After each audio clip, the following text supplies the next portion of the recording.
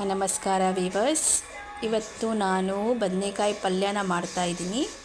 ನೀವು ನೋಡ್ಬೋದು, ಇಲ್ಲಿ ಬದನೆಕಾಯಿಯನ್ನು ಕಟ್ ಮಾಡಿ, ಈರುಳ್ಳಿ, ಟೊಮೆಟೊ, ಬೆಳ್ಳುಳ್ಳಿನ ಕಟ್ ಮಾಡಿ ಇಟ್ಟಿದ್ದೀನಿ. ನಾನು ಬೆಳ್ಳುಳ್ಳಿ ಜಜ್ಜಿಟ್ಟಿದ್ದೀನಿ. ಸೊ ಈಗ ಕಾವಲಿ ಕಾದಿದೆ. ಈಗ ಇದರಲ್ಲಿ ನಾನು ಫಸ್ಟ್ ಕರಿಬೇವು ಸೊಪ್ಪನ್ನು ಹಾಕ್ಕೊಳ್ತಾ ಇದ್ದೀನಿ.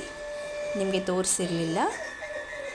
ಈಗ ಕರಿಬೇವು ಹಾಕಿದ್ಮೇಲೆ ಬೆಳ್ಳುಳ್ಳಿನ ಹಾಕ್ತಾಯಿದ್ದೀನಿ. ಈಗ ಬೆಳ್ಳುಳ್ಳಿ ಫ್ರೈ ಆಗಬೇಕು. ಆಮೇಲೆ ಈಗ ಇದನ್ನು ಫ್ರೈ ಮಾಡ್ತಾಯಿದ್ದೀನಿ. ಚೆನ್ನಾಗಿ ಫ್ರೈ ಆದಮೇಲೆ ಈಗ ಇದರಲ್ಲಿ ನಾನು ಈರುಳ್ಳಿನ ಹಾಕ್ತಾಯಿದ್ದೀನಿ. ಸೊ ಈರುಳ್ಳಿ ಹಾಕಿದ್ಮೇಲೆ ಚೆನ್ನಾಗಿ ಫ್ರೈ ಮಾಡ್ಕೋಬೇಕು.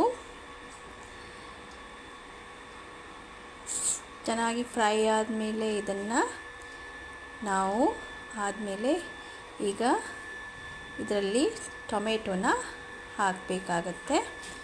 ಸ್ವಲ್ಪ ಈರುಳ್ಳಿ ಬ್ರೌನಿಷ್ ಫ್ರೈ ಆಗಬೇಕು, ಚೆನ್ನಾಗಿ ಮ್ಯಾಶ್ ಆಗಬೇಕು.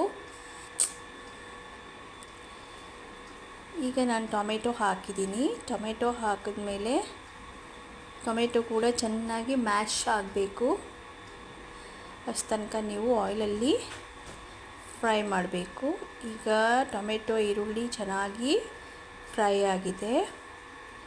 ನೆಕ್ಸ್ಟ್ ನಾನು ಏನು ಹಾಕಬೇಕು ಅಂದರೆ ಇದರಲ್ಲಿ ಈಗ ಬದನೆಕಾಯನ್ನು ಹಾಕಬೇಕು. ಬದನೆಕಾಯನ್ನು ಕಟ್ ಮಾಡಿದ್ಮೇಲೆ ನೀರಲ್ಲಿ ಹಾಕಿ ಇಡಬೇಕು, ಇಲ್ಲಾಂದರೆ ಅದು ಕಪ್ಪಗಾಗತ್ತೆ.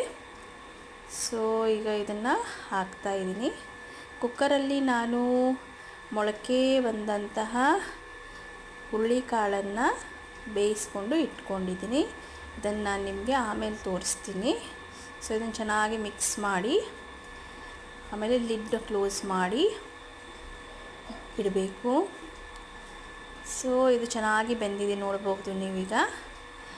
ಈಗ ನೆಕ್ಸ್ಟ್ ನಾವು ಇದಕ್ಕೆ ಮೊದಲೇ ಹೇಳಿದ್ನಲ್ಲ, ಬೇಯಿಸ್ಕೊಂಡಿದ್ದಂತಹ ಹುರುಳಿಕಾಳನ್ನು ಇದಕ್ಕೆ ಹಾಕ್ತಿದ್ದೀನಿ ಈಗ.